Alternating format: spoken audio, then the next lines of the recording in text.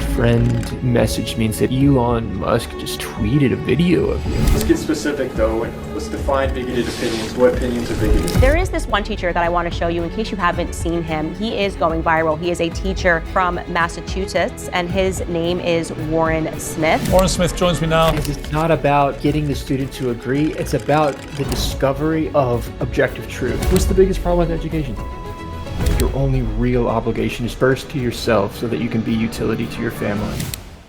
I'm talking to Mr. Warren Smith. Warren Smith, welcome to the channel. Warren Smith is fine. Yeah, thank you. Thank you for having me. Cool. So, man, we had a brief conversation a couple of days ago, and it was really interesting. In about 10 or 15 minutes, we already kind of started looking at some of the symmetries between lean business models and critical thinking and everything else. So I guess what I want to start with is basically just find out how you're feeling and how everything's going at this stage in your life. It's interesting. We were speaking earlier about I guess it would apply to Pareto distribution, where it's a large amount of what happens quickly, that 80%, 20%. So I am conscious of that. So there is, when faced with an opportunity, there is I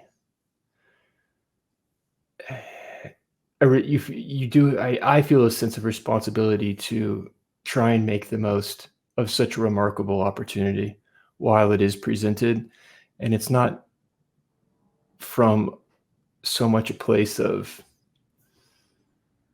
yes, there is that element of wanting to chase one's dreams, but it's not necessarily from a place of wanting fame or ambition, and there's nothing wrong with ambition. We spoke a little bit about this as well, where I do think it's a core tenet of my philosophy that our only real obligation, I try and communicate this to my younger students, that block out all the other noise and understand that your only real obligation is first to yourself so that you can be utility to your family. And then perhaps you can be utility to your community and then something wider. Because without yourself being in order, you can't offer anything. So if you are pursuing these things, I try and remind myself that I have a responsibility to try and hit every target that does. An opportunity to me is kind of like a target. You then aim the bow and you try and hit the bullseye best you can. And I do so because I do feel a responsibility, not just to myself, but to my family and future iterations of my family that will come after me. Perhaps, and I've never even thought about legacy, or if this was even, not that this will even last that long, but in life, if we do pursue all those targets that present themselves, it's interesting to think about. What are your grandkids going to look back on? And so it's good to have some targets to try and hit. So it's not so much just go make money for me. It's not just. So there is some stress with that, because it does feel, when presented, it's a beautiful kind of stress, because when you don't have it, you feel depressed. You're always trying to achieve something, and you're always trying to get to a point where you have that opportunity, and then you do have the opportunity, and then you feel the pressure of the opportunity because now you have something to lose. But I would always prefer to have that pressure than not to have it, because that means that you're actually on to something. Yeah, and there's really not that, well, from that perspective, there's not that much at stake. It's like an opportunity, right? It comes along. I know in your case, maybe it could be more complicated, because I guess there are some stakes involved with yours, and you do maybe have to tread carefully in order to ensure that you preserve what you have already built for yourself. But just from the perspective of opportunity, you can also see it purely as possibility with little to no downside in most cases.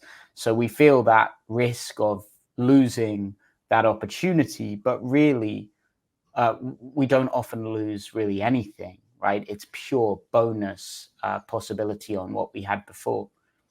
Yeah, I certainly am not complaining about it at all, for sure.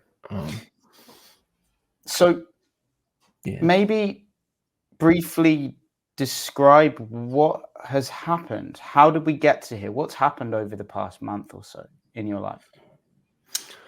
Yeah, it was about exactly a month ago, I think. The Elon sent out the tweet that really set all this off, and then the following day I went back to work, and that was strange. And because, yeah, that shifts the dynamics when suddenly you're viewed for a position on a controversial issue more than anything. That was really just, it wasn't that big of a deal, but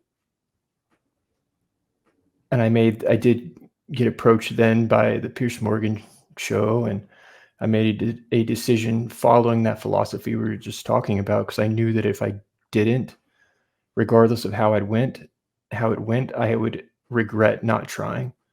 So, and Mm. I know regret it's a terrible feeling, so I want to avoid that. So I went for it, and it's just kind of and then I started thinking like what you were saying about the downside and opportunity. I do need to. There was a sense of trying to create alternatives in case of disaster, because a disaster. I was very fortunate to come out of it all unscathed. As far as my employers, and because there was no technical rules broken, but they were very clear that be careful, because one misstep and we can't protect you, sort of thing, like legally and all that. And the social environment with coworkers and things, it gets, yeah, I don't know what the future holds. It's good to prepare for the unknown and try and position yourself when possible. So I'm just trying to do my best with what I have at all times, and this is what I have to work with at the moment. So that's Yeah. where we are, really. Long story short, it's Yeah, there's a couple of things that are interesting from that. Maybe we'll start here because I think if I ask this question, it will be easier to get back to the other one than the other way around. I have the feeling from talking to you that the way that you're framing this journey is very much a continual expansion of your horizon, right? It's like a continuous stepping into the unknown. Like you go into one unknown and then there's a greater unknown straight ahead. And I think that that's probably just true on one level of framing. That is what's happening. But on another level, I think that it is also a framework and a sort of subjective framework that you've either chosen or subconsciously taken. Is there any goal for you with this? Because, I mean, you are now, I guess, probably got the moniker the critical thinking guy, or, people tend to pigeonhole creators, people with some level of influence. We want to be able to label them. And as I said, it seems like you're moving into the caves, right? Into Joseph Campbell's caves of the unknown. But is there also something that you're seeking within those caves and beyond those unknowns? Or is it more that you are really just living in the unknown? Do you see what I mean? Is there a visible objective in any which direction? Or is it more like you are in the process of stepping through the unknown, and that in itself is satisfying? Well, given the uniqueness of this situation, it's so, for example, when I go into work, when people now associate you with something, you're not going to be able to ever undo that. And we were saying about preparing for the future is really the only way forward is through it. You can't, so if there's no going back, you got to go through it. And it feels instinctually, I only can go off my instincts, and instinctually it feels as though leaning into it and embracing what I do believe wholeheartedly, it seems to be working. And instinctually, it feels right to do so. I feel like I'm being true to myself As far as a goal, I mean, this is an interesting space. I never thought I would be in this space at all. Talking to some of the people I've already spoken to has been, or received a message from. I just received a message from Chris Gore, which is remarkable for me. I mean, he's someone I've been watching for years. He, as a filmmaker, for me, he was kind of a voice, a signal in the noise where no one else. I first saw him on Film Courage discussing the flaws of the industry and the distribution model and independent, well, the studio system. That was literally the first time I saw him, and I remember that so vividly. And literally just before the show, he messaged me. And so that's just an example of, I now have, what's so remarkable about this opportunity is that I have been a consumer of this space for so long, watching a lot of these personalities, people that I do greatly admire. I mean, YouTube is a remarkable place, and I do. It's such a fascinating horizon, unexplored, and there's so much potential there, and we don't even really fully understand what it could all mean. So when you're watching these people and suddenly you have some of them, I mean, so Candace Owens reacting to that video, just that was, or Brett Cooper, like when it first came out in that first week, those were the first things that started to happen, and that was just mind blowing for me. Just that, like, I haven't spoken to any of those people, but watching them watch the video of you it was like, whoa, I've literally been watching these shows on my own free will, like people watch Netflix. I'm often in my car listening or whatnot. As I've gotten older as an adult, I think there might be a pattern some people do. They kind of start resonating towards podcasts more. Older, like males, once they start in their 30s and everything, away from, still listen to music, but a little bit less music, and start consuming more information. And just, so now I'm presented with, I don't know if it's an opportunity, but potential in that space. And that's a remarkable, to be such a fan of something and such a lover of an industry, and then have just the door creak open a little bit and have just a few of those people even acknowledge your presence is very remarkable. So For sure. entering that door would be my goal if possible, because I love it. That's why I watch it. I love it. So I would be a Super fool cool. not to chase my dreams. Yeah, no, I completely agree about the YouTube space and the podcast space in general. It's such an unpredictable change in the way that society consumes media, because we had radio, right? We had radio a century ago, and that seemed like a fleeting, passing sort of middle ground between, you know, the written, the printing press and television, right? And so it's such a sort of almost like poetic, like ironic. It's such an ironic reality to see that like radio turned out to be one of the dominant cultural media, right? Media. It's all radio. Podcasts have become like, as you said, amongst probably consumers in their 30 in terms of amount of content consumed, especially among the more intellectually inclined populations. It's been radio that was the one that pre-recorded radio. So, but it's so remarkable also just the transmission of information via video now, where if something happens, it's so much more difficult. I think this is a good thing because I'm absolutely pro transparency. Why would transparency, if your pursuit is truth, why would transparency ever be a bad thing? So now it's more difficult to conceal the truth and to manipulate when information can flow so much more freely. If something happens, everybody's got a camera now, so you could say that we're more transparent as a society, arguably, than ever before, where it used to be just not that long ago. The networks were determining what was being spoken. You didn't have the ability to reach an audience. An alternative news outlet didn't have the ability to exist like it does today. And there's massive ramifications and implications to that. There's going to be downside, but I think overall there's more benefit to transparency. For sure. Agreed.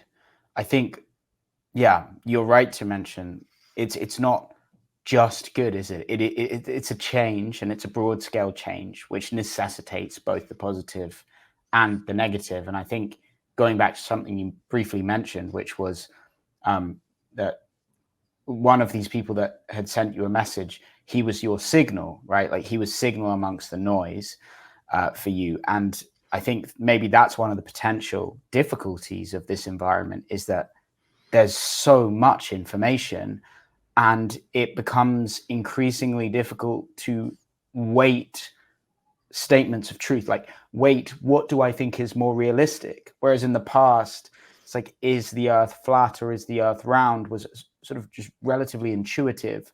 When you have 50% of voices arguing that it's flat and 50% arguing that it's round, we've almost lost the ability, not the ability, but we've lost the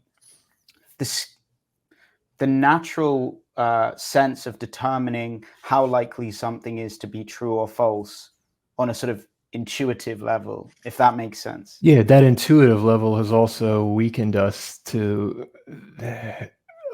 this thing we call groupthink or whatnot.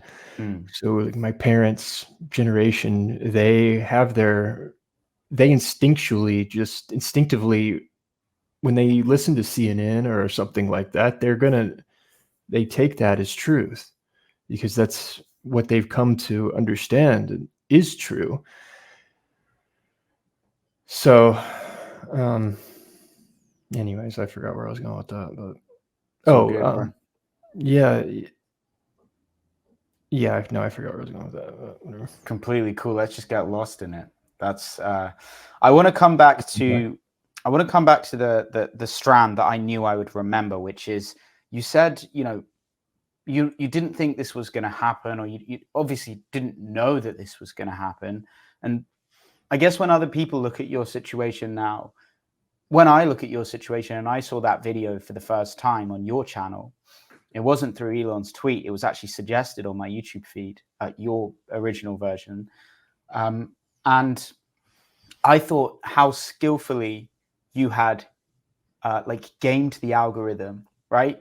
Like justice, almost like framed like the teacher, not just, obviously you didn't in any way, and it's credit to you that you didn't say teacher destroyed student. You didn't use any of this clickbait, overblown, exaggerated language. As you said, you're on somewhat of a truth pursuit here, but it was so in the right groove to be the type of thing that people click on, right? Teacher breaks the belief system, shows the truth, reveals. It's such a catchy idea, and it was so simple that when I saw it, my first thought was like, congratulations, this guy, for just finding the right way to get the algorithm, to ride the wave of the algorithm in this moment. But then I thought about it, and I know that, there's a million, in a city of a million people, there's one in a million thing happening every day, right? The whole thing of like, sometimes you just catch the algorithm as well. But I guess I'm curious, what did you think was going to happen? And like, what encouraged you or caused you to set that camera up and say, you know what, let's get this on camera? Yeah. Where did this idea come from? We were doing a newscast. There was 2 students there, and they were going to appear on camera for a school newscast. And one of the students who was supposed to be on camera was getting cold feet. And so I was conducting a warm-up and I like to lead by examples, show them it's not that difficult. So let's have a conversation. Pretend this is a podcast. Just have a normal conversation. What's something that interests you that we could talk about? Like, what's on your mind? Ask me anything. And then he was like, "Oh, I'd like to ask you about J.K. Rowling." All right, hit record. All right, so these guys want to talk about J.K. Rowling. So what's up? And the rest was on video. And then after that, he went and did the newscast. And I didn't think anything of it. I didn't think it was. I thought it was interesting little. I thought it was an interesting little thought exercise, thought experiment, and I had enjoyed uploading teaching videos in the past. It had been a while, and I thought, oh, that might be interesting. So I uploaded it, kind of my teaching portfolio, but the YouTube channel where I've kind of done YouTube filmmaking commentary and some short films I've done, and a feature are up there, and some of the teaching stuff. And I wasn't expecting more, maybe 100 people might see it, or like the rest of the videos. Yeah, I didn't really think anything of it. But that's how it came to be. How big was the video by the time Elon found it? Well, the story with that is I had an X account at a previous school. I hadn't used it since teaching at that school, and that was before COVID. So I had not tweeted since before COVID, so 2020. And so I wasn't on X. Somebody, Lee Harris, found it. And maybe it was getting, I saw that it was getting, for me, I did notice that. Obviously I could see my channel. I was like, whoa, it's got, I remember I was like 13, is it 1,000? And I was like, whoa, that's really good. Because I remember specifically because it brought in 500 new subscribers. And I had just done a short film, Secret Scholars, which I'd put all this work into. And I mean, it got like 300, 200. And that took a long time to do so. The whole goal was to develop a channel to be able to release a feature film version of Secret Scholar Society. That short film is crappy. It's more of a development exercise, but I was always just in the back of my head, because I am a filmmaker at heart, and a filmmaker requires an audience, or you're nothing. You need to be able to connect with an audience. So anyway, so it was performing at about that point. And then 2 days, I think, 3 days, maybe more than that, maybe 5 days went by. And I saw a comment on YouTube, someone saying, this guy posted it on X. And I didn't even know what that meant, really. I mean, I knew what X was. I was like, all right. And then the following day, it was a Sunday, and my friend messaged me and said, Elon Musk just tweeted a video of you. And I was like, whatever. Yeah, right. But yeah, it was. And then my brother messaged me. He's like, he's very savvy with all this. And he said, okay, that old account you have, you need to go log in, do this, and this, because this is an opportunity. I couldn't remember my password. I couldn't log in. And I was, and I felt this very short window because a tweet is only at the top for a while. So I spent that Sunday trying to get it logged in and get everything in order, figure out what was going on. And I didn't comprehend what was really going on. But yeah, that's how it. So Lee Harris must have. I imagine he downloaded it off YouTube and just posted it. It would have been nice if because then the channel, there was no link to the YouTube channel. My name wasn't on it anywhere. I mean, I'm just thankful that it even had he not done that, though, it would have never even made it to X. So I was joking the other day when I made that little video about Harry Potter and the Goblet of Fire, that it was, and I was thinking about the metaphor. It was Lee Harris put my name in the Goblet of Fire, and the Goblet of Fire is actually Elon Musk, and Elon Musk, for whatever reason, the name came flying out from him. So, for sure. Yeah. I mean, it is just it's such a beautiful, like, sometimes it's, I mean, from I guess from filmmaking, but like there's all of these accounts of certain movies. Oh God, what's it called? I've forgotten the name of the movie. It's with that, like, what's his name? I've forgotten the name of the movie, but I remember there was one scene where his dad is like, he's got an abusive father. I think it was from, I've forgotten when it was from, might have been 50s, late 50s. He had an abusive father, and there's like one moment where he gets like really angry. And it's a movie about like the kind of teenage angst of like daddy issues, kid progressing. And the kid actually like lost it. He was fuming, and they caught it on camera, and it went on to be like one of the most, well, do you know what I'm talking Yeah. about? He's in the house, Was they live it on like a Baby? farm. Not Baby Boy. Was it not Baby? It was made. Are you talking about where it was made over several years? Oh no, so that is a different, like that's a good example as well. Boyhood. Boyhood. Yeah. No, this is from like the 50s. You'll Oh, I know don't it know. as a film guy, but Mhm. there's like a really famous scene where his dad's like abusing him, and he did the scene loads of times. They couldn't get it right, and then the actor, who's incredibly famous, and I'll remember it at some point. He just lost it with the dad in the movie, and he got like came up to him, like grabbed him by the shirt, like displayed the real teen angst that the movie was trying to capture, but couldn't until the actor was triggered in real life, right? So that went on to be by far the defining moment of the film, right? And there's examples, I know De Niro's got certain examples where there was something he did differently in the moment, and it was a change on what they'd planned, and it's captured on film, and it goes on to be the defining moment of the film. And I think your thing was kind of one of those in some way, because it was almost perfect, right? And perfect in that we watched an idea come to the table and then get unpicked, and the beautiful, relatable malleableness of that student who was so open to having his mind changed, and yet he wasn't pandering to you. He wasn't. There was nothing performative about it. It was just pure humanity from both sides, and it was just a moment caught. And so you can kind of see how that is like that moment in the movie, that defining, like one in a million situations that you couldn't see it when you did it, but you can kind of see in retrospect, like how this clip was so relatable to everyone who saw it. Yeah, and now there's that sense of, I know it's nothing. I'm never gonna be able to replicate that, So there is that. That's the beauty of it. Is everything. You could still get amazing conversations and amazing interviews, but any attempt to replicate it is already missing the very thing that defines it, which is the spontaneity, right? And now the school, it's not that I'm not allowed to film in the school, or because there was no rules broken. Student wasn't even on camera.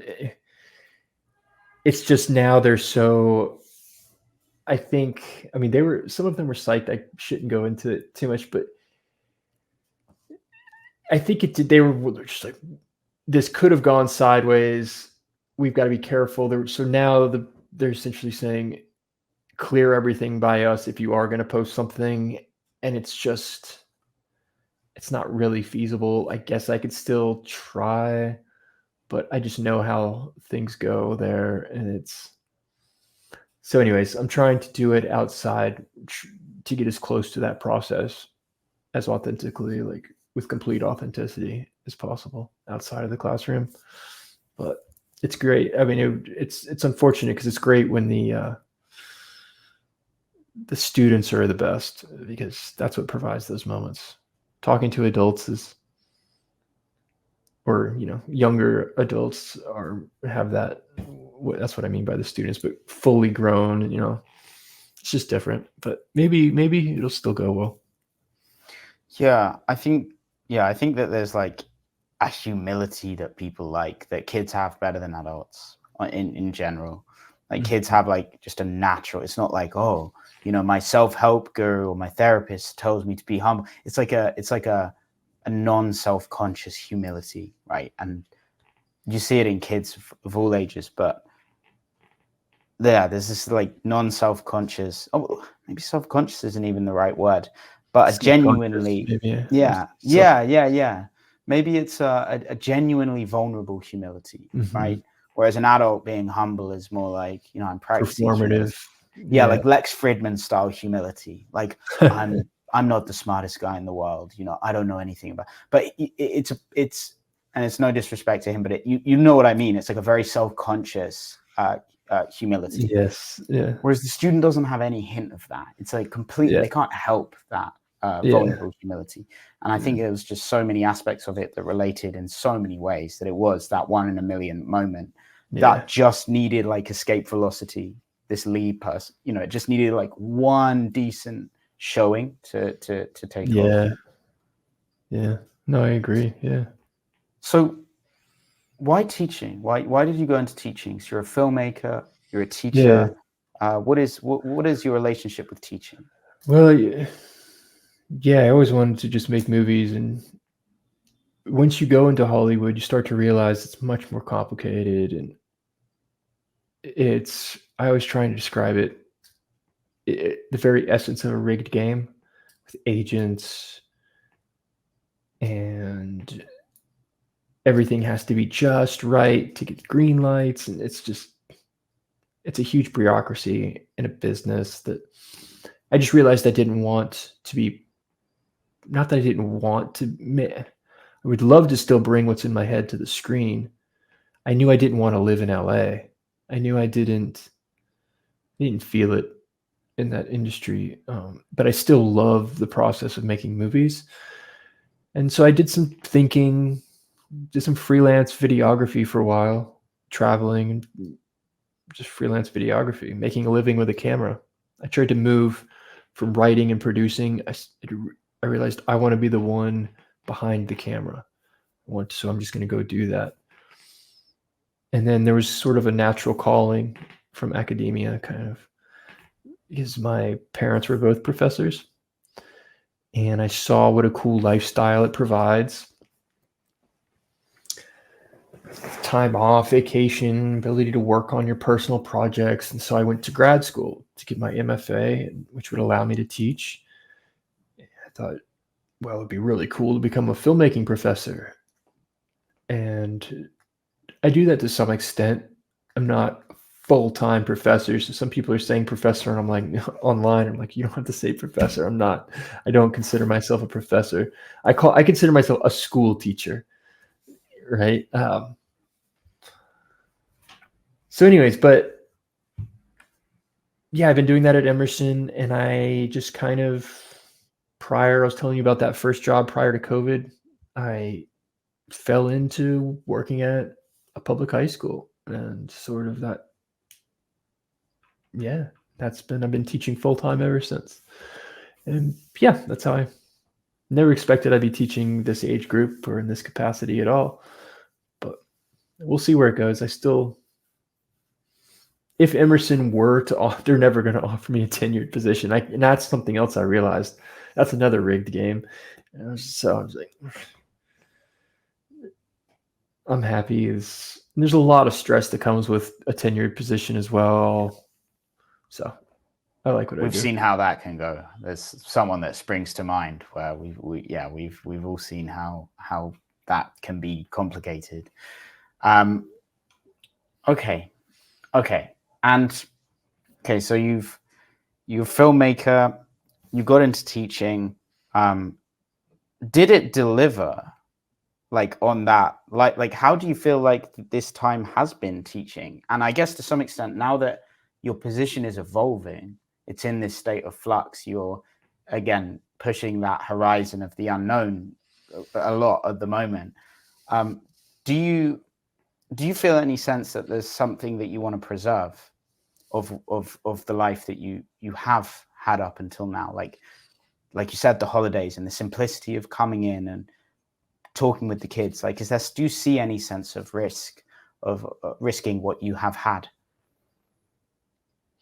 Well, I know the things that are really important to me, I'm not going to lose to any of this, even if things do go sideways. The only thing that they can take away from me is employment. And that's not the most important thing to me. My family, and as far as time off, I would give that up in pursuit of a dream for sure. Like if like a crazy opportunity came along, I would work flat out to achieve it. I don't care that much. The time off was nice because that allowed me time to pursue those crazy dreams. It wasn't that I just wanted the time off to go kick it and chill. I wanted, it was nice to be able to have a job that allows me to pursue these crazy dreams as well. It's just, I don't know, maybe because this interview is coming right on the heels of a stressful day. Like I literally just got home from school. And things are just, I don't know what's going to happen. I don't know how long that wave, I don't know how long this wave will last. And can I make something out of this before the wave crashes? I don't know, I'm just trying my best. I hope I am feeling a sense, if I'm being completely honest, I would love a way out, in the sense of, I wish I could teach somewhere where they embrace innovation. They would see all of this as a good thing and something to lean into in the same way I'm trying to. So just to be like, whoa, Elon Musk has brought some recognition to one of our teachers. How cool is that? Maybe we can lean into this medium as a potential for our students to be able to. There's just this ugly connotation around YouTube because there's so many kids that you say, what do you want to be when you grow up? They say a YouTuber. And I understand all the cringe that comes with that. It's like, well, there's a lot you got to do. You've got to build your life before you can.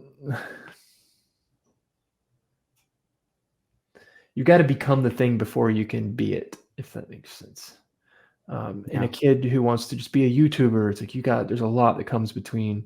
And not that I'm even a YouTuber, but it's cool to see these technologies. My point is that this stuff is so fresh and new, and there's so much more we could be doing to explore it with students. But there's a fear that surrounds it. And yeah, there's a lot of fear that surrounds it. Dude, it's so interesting.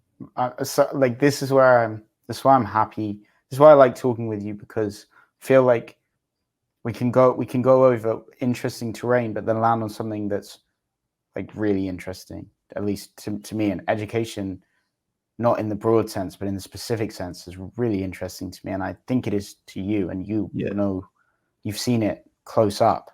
Mm-hmm. And I love your vision as well of I don't see it as a way out. I think that is coming off the back of a stressful day. It's like, it's a way in, right?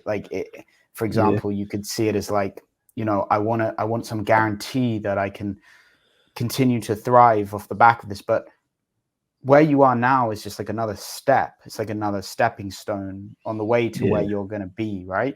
Yeah. And education, already you are wildly employable as a private tutor. In fact, you are probably what many parents imagine when they have a notion of no, I'm going to homeschool my kid, right? You could almost be the idea that they have of this type of person is the one that I want to tutor my kid, because I'm scared that they might be teaching him stuff in school that I don't agree with. And I've got a 4-year-old boy.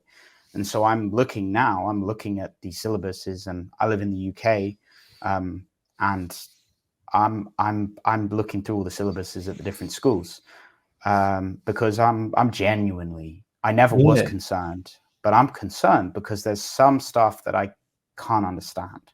Yeah. And so tell me what's been your experience of education. And if I might ask such a big question, this is a weird one, but is there the system of education was built in a time for a set purpose, right? I don't think I know exactly what that was, but obviously with factories and industrialization, that's maybe the basis of our model of education.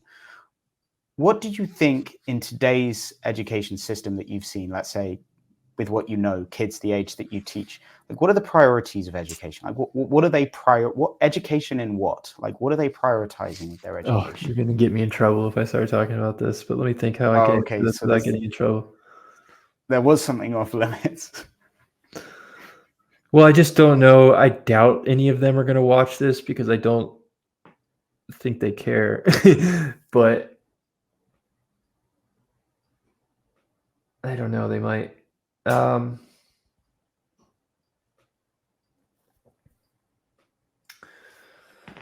Biggest flaws I run into. First, private education, like we were just talking about, a way out in the sense of just near me, there's really cool New England private schools, beautiful campuses, and yeah, they cost money, but they're allowed to kind of make their own rules, and that's why they have appeal. Is that they don't have to play by the same rule set that is implied bureaucratically from the government. I can say this: teachers' unions, I think, are, as far as high school below, so 12 and below, K through 12, it's probably the thing that has, it's one of the things that has the greatest impact. It can be as far as a negative, actually, I think.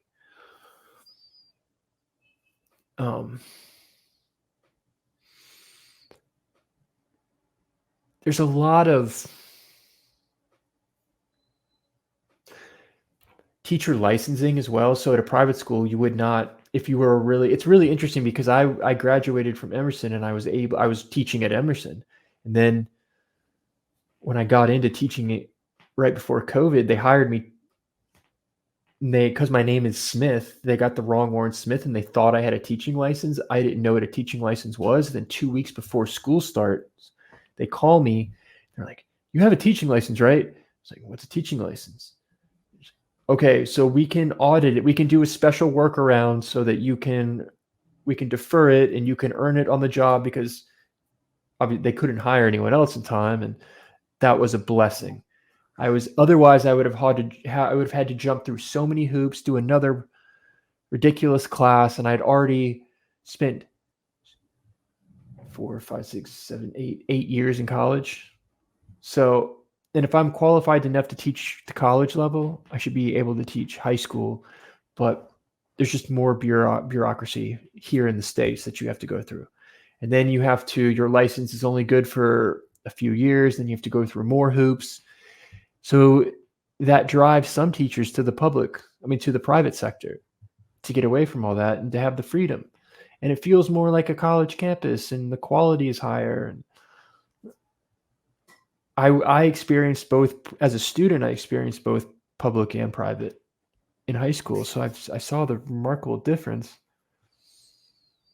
I mean, thinking about my own experience as a teacher, it's just ego, but that's in every workplace where, because it is a business, people forget this. I can't go too much. I can't go too deep into my specific school, which is a business. I can say that. And sometimes, I mean, it has its benefits because they're trying to provide. You have someone who's business savvy, who I definitely respect her ability to look at things as a business person, like a lawyer, get the finances, get the resources. But sometimes you feel like the kids are falling by the wayside, and it's like, what are we doing? There's points where but then that comes down to the teachers. And I'm thinking, what are we doing? Why? It feels like we are often just taking the path of least resistance over and over and over. I wish I could get more into that, but at this point in time, I don't think I can. But yeah. As far as, yeah. Maybe if you ask me something about like curriculum and stuff, but Sure. Well, I'm not. I mean, I want to make the most of the fact that it's you, and I'm not just talking to like someone on the exams board or on the yeah. curriculum board. So I want to flavor this with the way I know your mind works, and not make it just objective about school in general, right? The But I guess answer that makes real quick, the answer that most people would probably say would be something around standardized testing as well. Which there's some validity to that. SATs and things like that.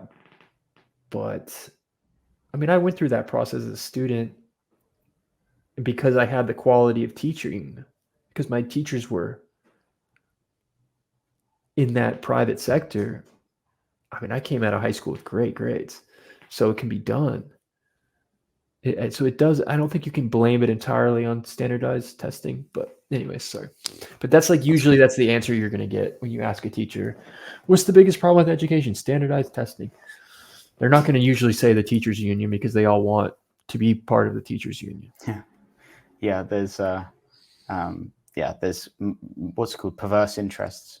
Yeah, it's self-preservation, job security, Yeah. like every union. Yeah. Okay, so I want to make it like this fun for you and engaging as well, like, because I think a lot of our interests overlap. What do you think it would take? Like, let's imagine one of your future realities, like on the infinite possible realities. One of them is that you spearhead a movement to introduce or reintroduce Enlightenment thinking and critical thinking, scientific method into early education. I don't know whether that would be through a think tank or through the name that you're building for yourself, and professionals with a vested interest in a shared interest in that come to you and say, will you do this? Like, what would it look like? And do you think it's even plausible to introduce critical thinking as foundational across education?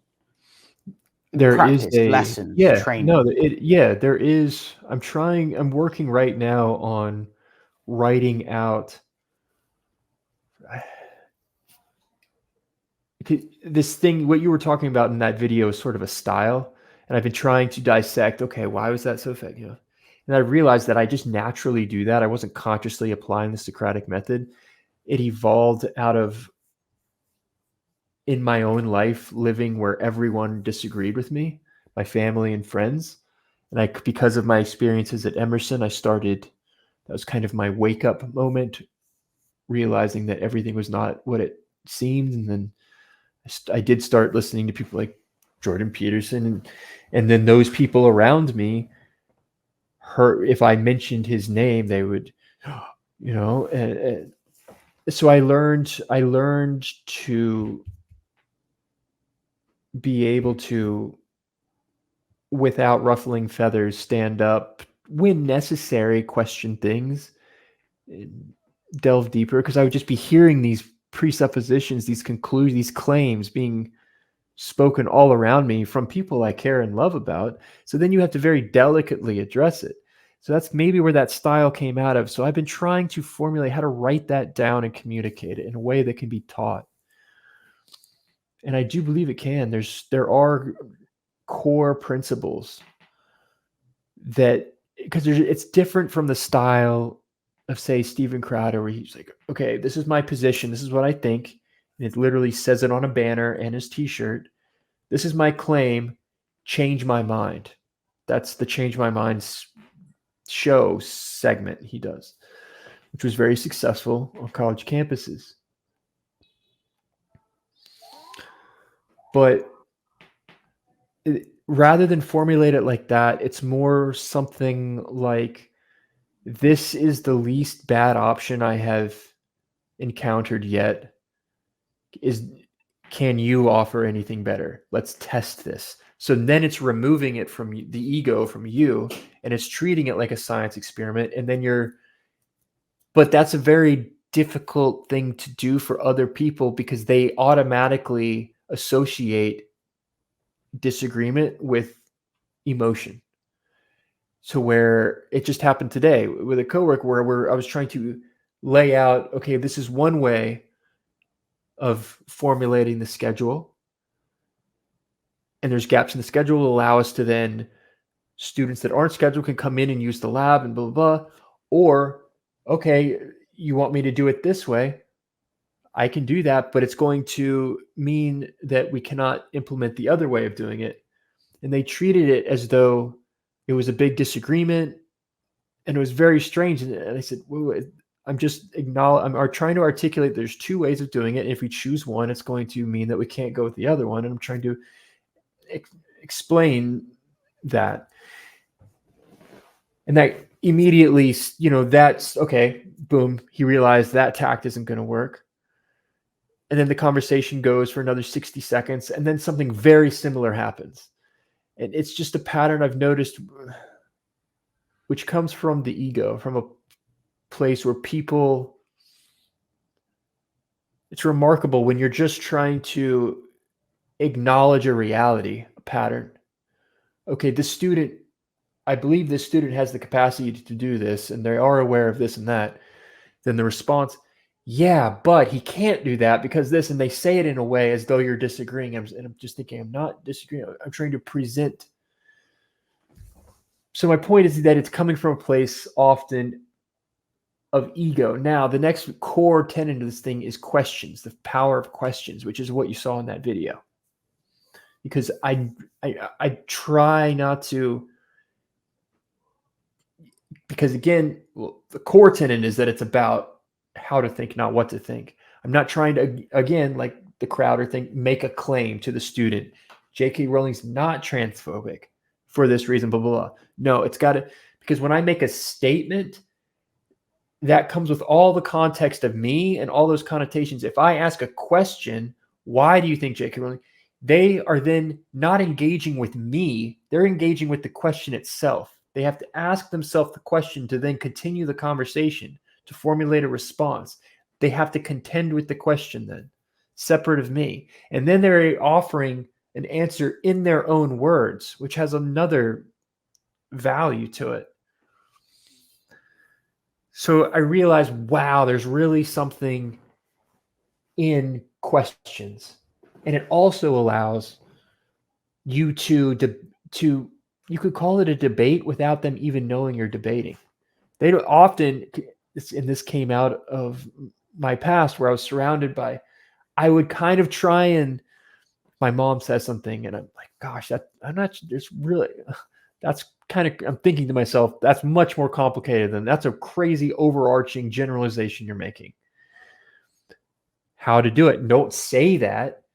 Ask a question in the hope that, and then ask another one so that so you're trying to accomplish revealing that this is actually more complex than you think. But the best way to do that is through questions so that they can see that themselves. So anyways, that's a long-winded response, but I'm trying to formulate it comes down to a 5-step. So then the question is, how do you formulate those questions? How to best hone in to a single question that best addresses the core of what you're trying to accomplish and understanding why you're trying to accomplish that. Because that's, I've realized as I'm testing these 5 steps of how to formulate that question, it comes down to the why, right? So then the student provides the answer because of these tweets. Okay, let's look at the tweets. Now we had to examine those tweets through the lens of the reason. Why am I even doing this to begin with?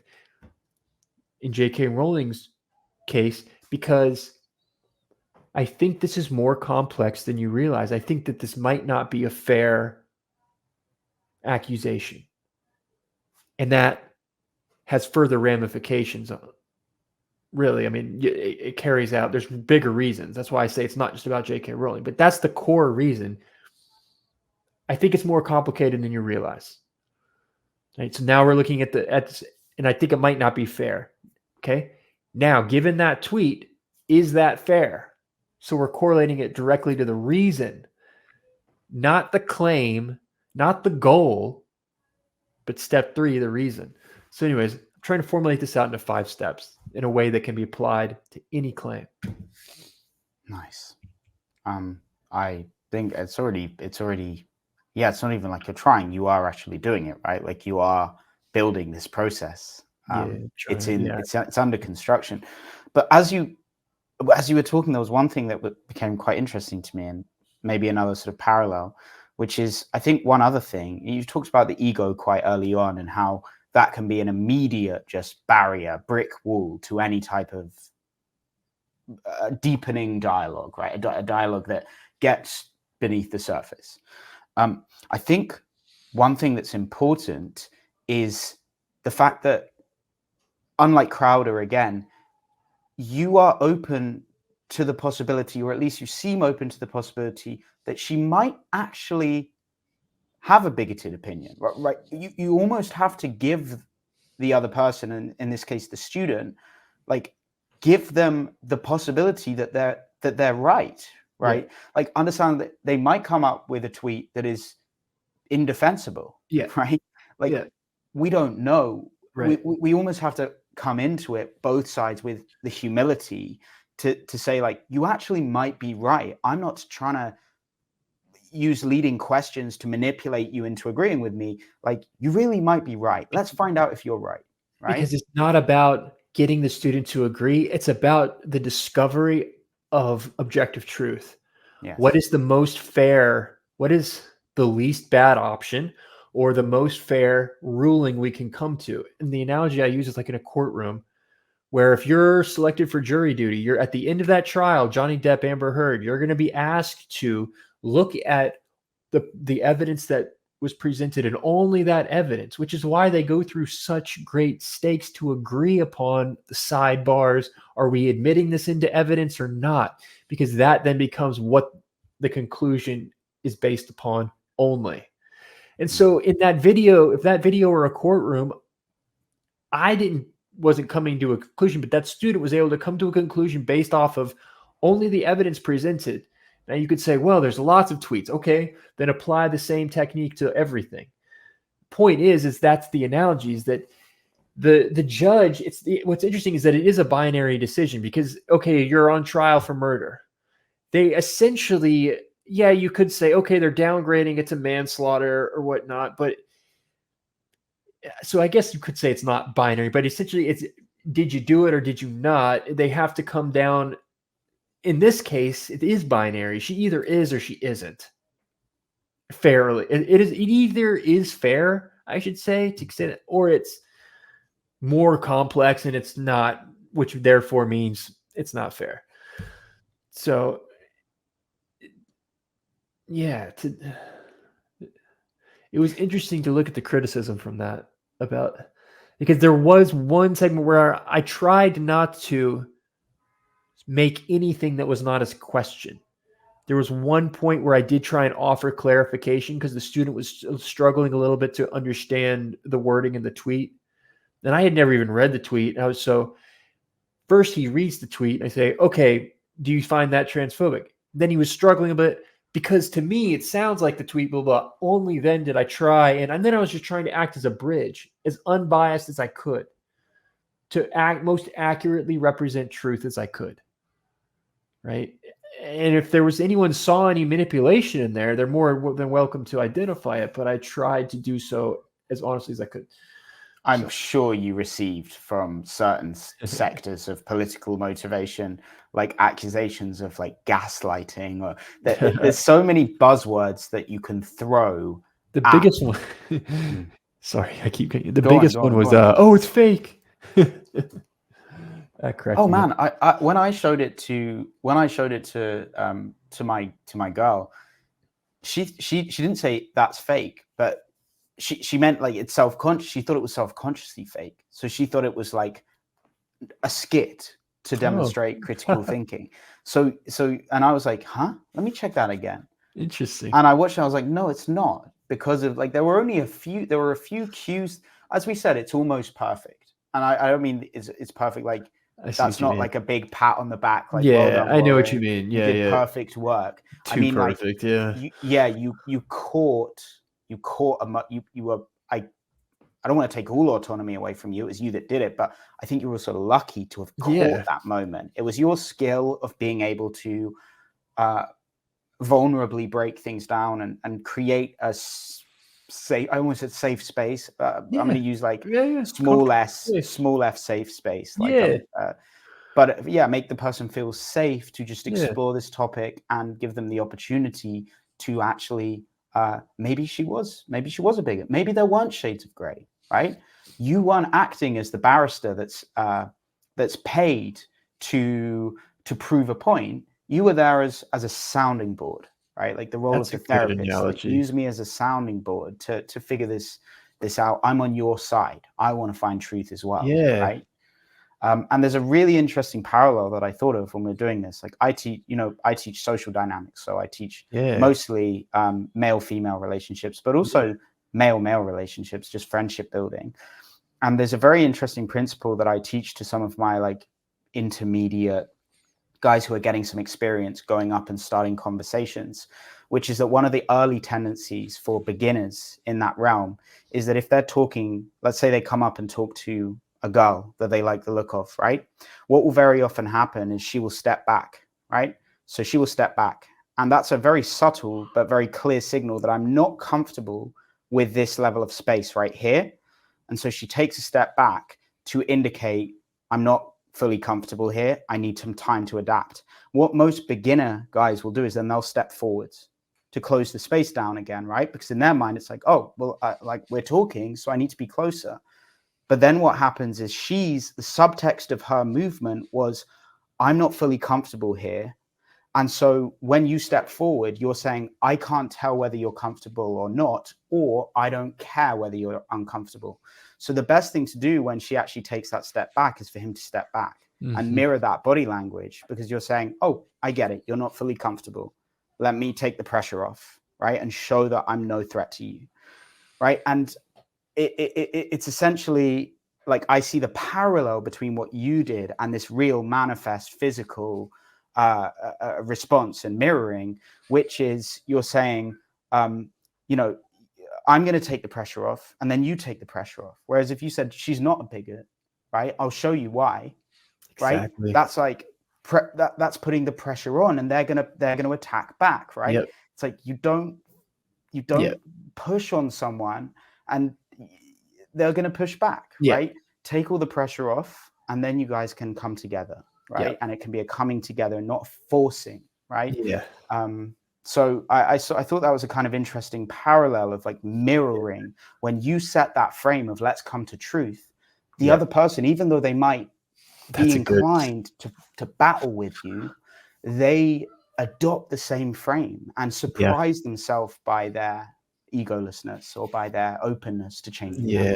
That's fascinating. That's in that meeting today where I was just describing earlier, that interaction where things got defensive from them, but setting the frame, you're absolutely right. And I tried to do, I did that early on by just saying, my goal is to just help as many students as possible.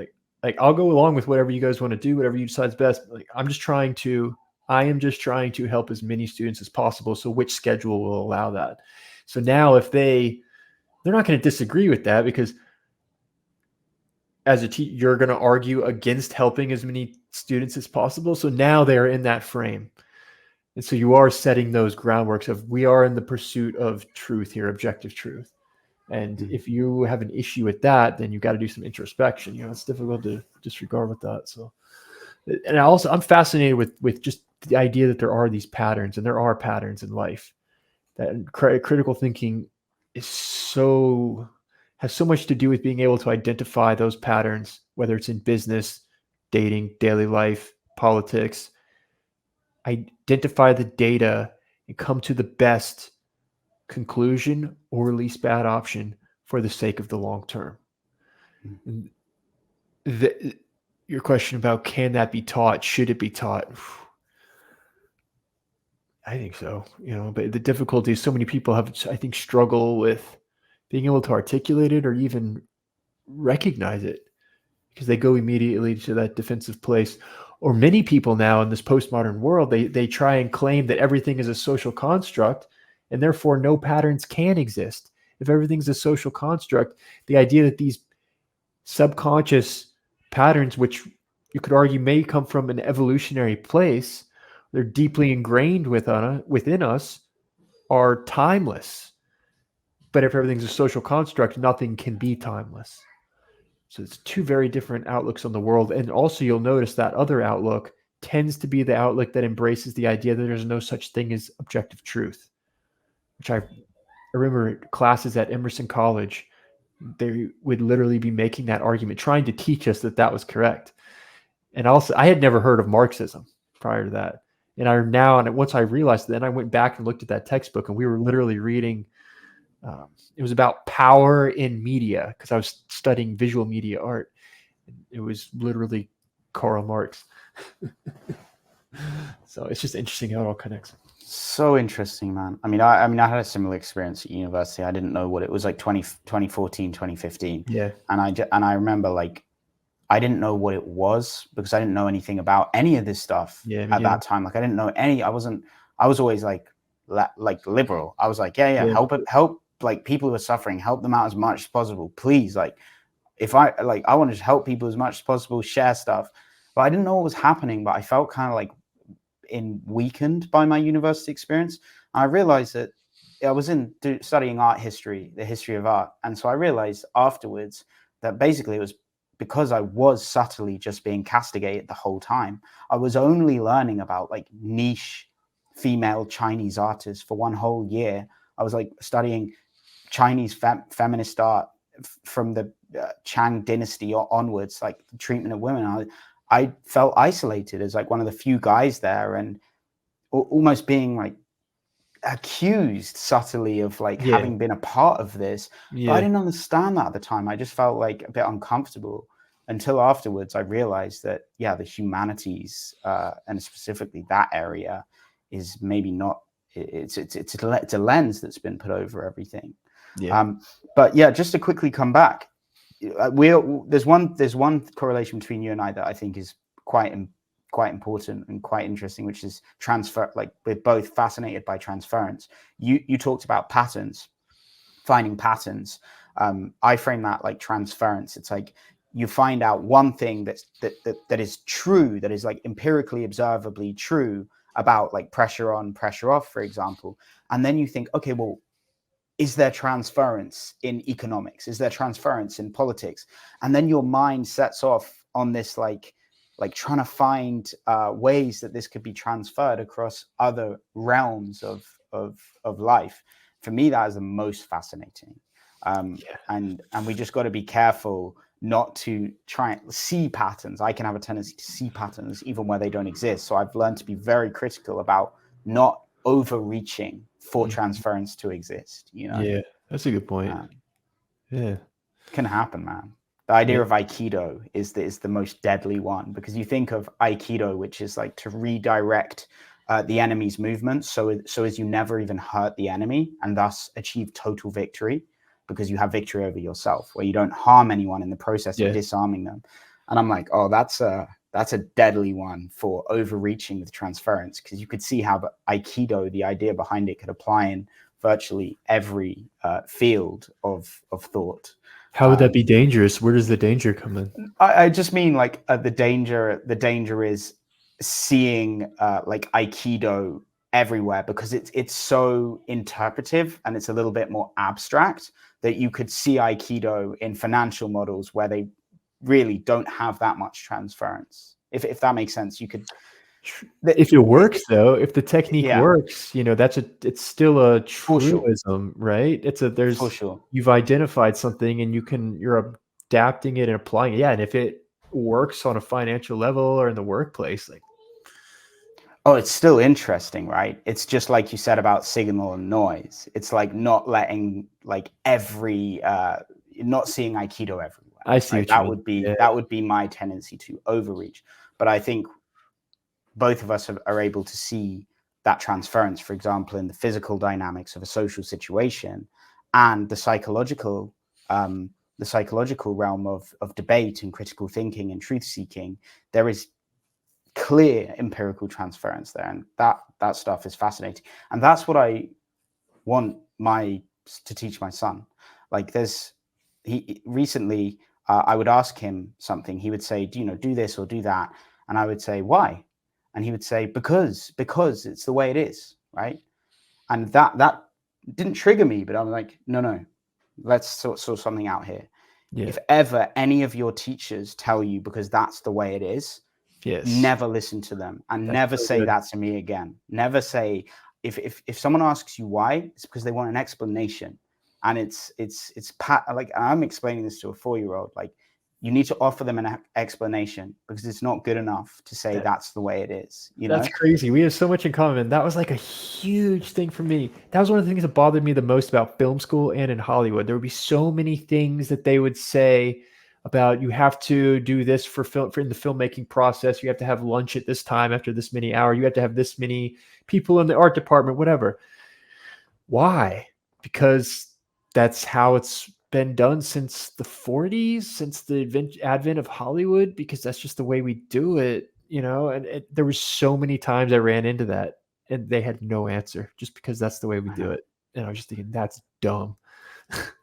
Dude, it's crazy. I remember the one that got me. I was 6 years old and I asked something, and my caretaker at the time said, life is unfair, right? Gave that response.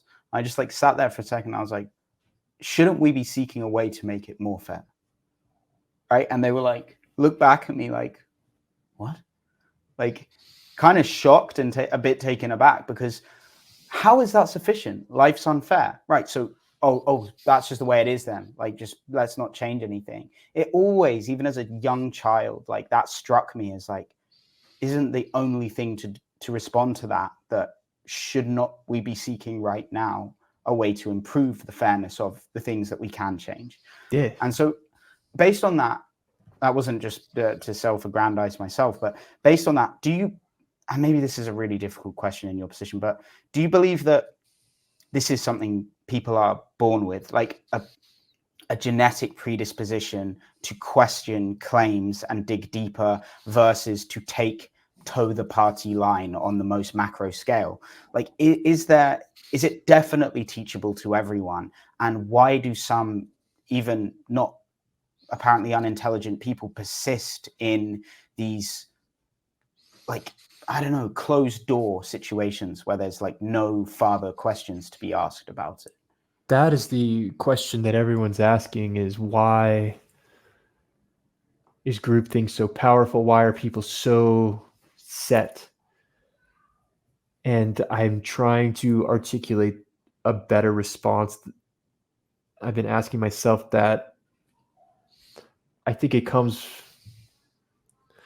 a complex answer, but the most simple way to answer it is because it feels good. It feels good to be part of a group. Hunter and gatherer days, we were so afraid of being ostracized from the tribe. That's why we fear to approach women, approach anxiety.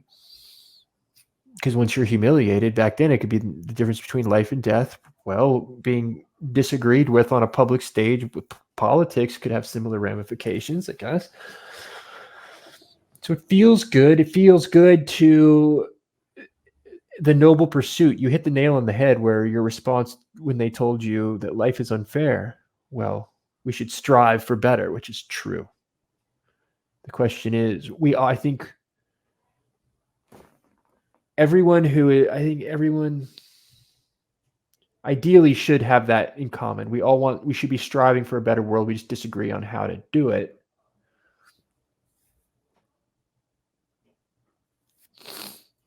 Can it be taught? I don't think people are born thinking one thing or another politically. I think it is because it feels so good. That pursuit that you were talking about of wanting to whether or not you're actually, because I think the way to accomplish a better world comes through that thing where you're responsible for yourself and your family, then you can offer more, as opposed to this other model, which is we have to tackle climate change. You go out and protest this and that will make you good. That's more important than you as an individual. It's a very different philosophy. So we have these two dichotomies, these two very different. So the pursuit, whether or not it's actually real, it's going to feel good. So to be waving that placard and to be marching, yeah, that feels to be like you're something. We have a deep need within us to feel like we are on the hero's journey, to feel like we are fighting for something bigger than ourselves. Though I think it's often misguided. I think it'd be wiser to do what we were just saying. So you and your family, and then do that. Yeah. Can it be taught? I don't think we're born as a Democrat or Republican. I think it's so much to do with our environment. I grew up the same way you were saying, thinking I would never agree with anything a Republican might think.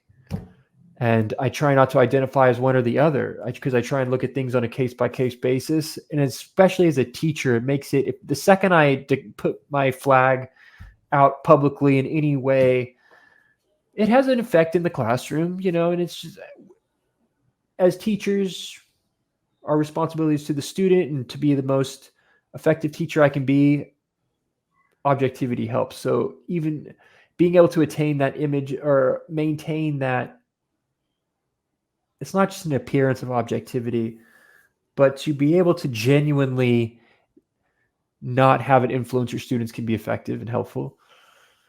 But I think as far as why are people like my friends, why did my family, there was genuinely, it seemed as though they had just never encountered anyone that disagreed. People you saw what started happening. It sounds like we had a similar journey around the same time. 2016, 2017, 2018, we started experiencing things. I started seeing people. First, it was personal experiences at Emerson. I started noticing like, whoa, this feels wrong. Started looking on YouTube. I would hear people talk. Oh my goodness, this is more complicated. Then I started seeing with my own eyes, and I started seeing these patterns. And the more outlandish the attacks were, and the more emotionally charged they were, the more clearly unwise it was. It was, I could tell, the more clearly I could see there was problems, and this was more complicated. Why? So long answer short, I don't think you're born that way. I do think, it happened to me. It happened to you. It's possible. It's not easy. Most people, it's easier to be, I believe it is easier to be foolish than wise. Most people will always, or most of the time, take the path of least resistance. Therefore, most people will not be wise. Yeah. Until they've seen evidence of what we were talking about, building out from yourself and your people and your family concentrically, rather than, oh, let's change the world. I don't feel like I'm important, so I want to fix the world. Like, let me look after my people. Okay, they're good. My friends. Okay, my community. Let me help out the people in my area that are suffering. Now the next area, and build out. And if everyone did that, we would have this like cohesive growth. But I think people get persuaded by the groupthink when they haven't seen empirically what happens when you start building from the center rather than building from the edges. And so they don't have an alternative. They don't see the two options of building out versus trying to change the climate. So it's kind of wild, right? It's like there's just, they haven't seen the other option. They haven't felt it. And maybe if people felt it, it would be easier for them to look at things from that perspective, right? The holistic perspective of. Yeah, you hit the nail on the head. It's feeling, like you said, and feeling comes from experience. Yeah. So why did my brother eventually went on a similar experience? He disagreed with me at the beginning, thought I was crazy. And now he's gone on a very similar journey because he encountered his own experiences. You have to experience it for yourself to be able to be shaken out of, when you're so fixed in something in your outlook of reality in the world, it has to be a pretty significant personal experience to be able to elicit that emotional response that you were just saying about feeling. So perhaps feeling really has a lot to do with all this. Yeah, man. Well, that seems to me like a really good place to tie up the first conversation. I really genuinely appreciate you coming on. I know that Absolutely. you're No, flying at the moment, and this was yeah, an it's honor, absolute honor, and you are highly intelligent and interesting, and you're good at this. And it's an absolute pleasure to talk to you. I'd be happy to do it anytime. I feel exact same way. Dude, you got to start a podcast, man. I feel like we're like God. I'm 5 years late for that line, but I do I think it'd be really, really good. Where can I promote you? Where am I sending people to? You said Yeah, last time we spoke that you were gonna do live things and people are gonna call in and you could I was break stuff thinking down. about it, and we'll talk more about that offline. I got to figure out because there's something I don't want to sell people. I don't want to charge people to talk to me or call me, or Mm, you know what I mean. I just don't know yet. We're just in the early days mhm. of this, and you have some really good insights on it, and you know more about the business side of all of this than I do. You have a lot of wisdom to offer. I'm still figuring it out.